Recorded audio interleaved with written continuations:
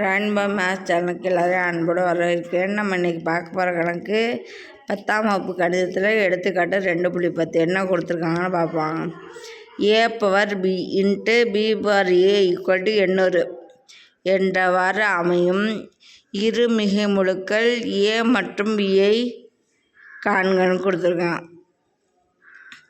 தீர்வு எடுத்து பார்ப்போம்.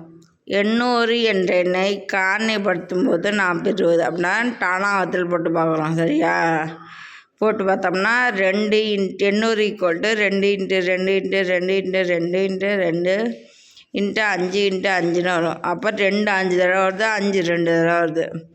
அதை எடுத்துக்கோ 2/5 × 5/2. இது a/b இன்ட்டு b/a ஃபார்மெட்டில் வந்துருக்கா.